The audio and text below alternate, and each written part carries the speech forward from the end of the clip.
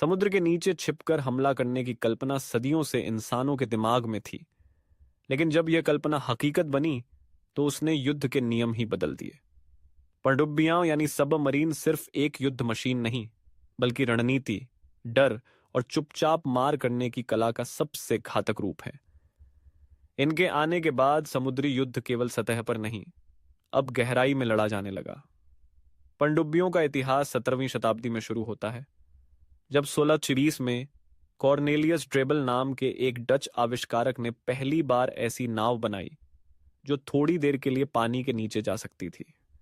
लेकिन असली सैन्य पनडुब्बियों की शुरुआत अमेरिका में हुई, जब 1775 में टर्टल नाम की एक छोटी पनडुब्बी का इस्तेमाल ब्रिटिश जहाज को उड़ाने की कोशिश के लिए किया गया।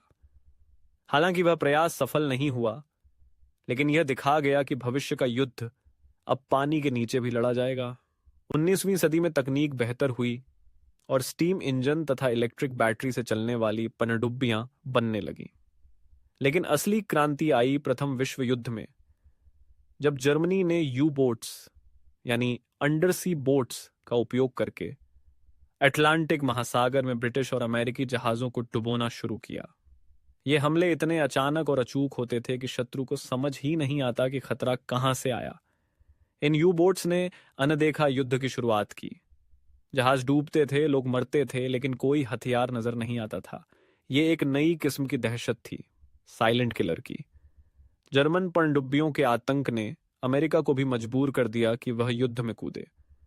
यह पहली बार था जब एक अज्ञात दुश्मन समंदर की गहराइयों से युद्ध जीतने लगा।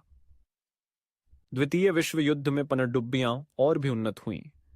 जर्मनी ने फिर से अटलांटिक में यू बोट युद्ध छेड़ा, जिसे बैटल ऑफ द अटलांटिक कहा गया। लेकिन अब मुकाबले में थे रडार, सोनार और गहराई में मार करने वाले बम, जिससे पनडुब्बियों को भी खतरा बढ़ गया। इस बार तकनीक ने दोनों पक्षों को बराबर किया। फिर आया कोल्ड वॉर का दौर, अमेरिका और सोवियत संघ के बीच का शीत युद्ध, जहां लड़ाई सीधे नहीं बल्कि गुप्त रूप से लड़ी जाती थी। इस समय पनडुब्बियां परमाणु हथियारों से लैस हो गईं। बैलिस्टिक मिसाइल सबमरीन्स एसएसबीएन्स बनाए गए, जो महीनों तक समुद्र में छिपे रह सकते थे और जरूरत पड़ने पर किसी भी देश पर परमाणु हमला कर सकते थे। अब पनडुब्बी सिर्फ हथियार नहीं, पूरी की पूरी परमाणु शक्ति बन चुकी थी। इन परमाणु पनडुब्बियों की सबसे बड़ी ताकत थी स्टेल्थ।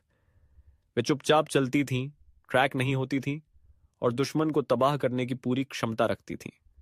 अमेरिका की ओहायो क्लास और रूस की टाइफून क्लास पनडुब्बियां इस शक्ति का उदाहरण है। भारत ने भी इस दौड़ में कदम रखा।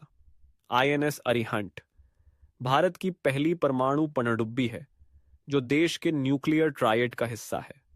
यानी भारत अब जमीन, आकाश और समुद्र से परमाणु हमला करने की क्षमता रखता है।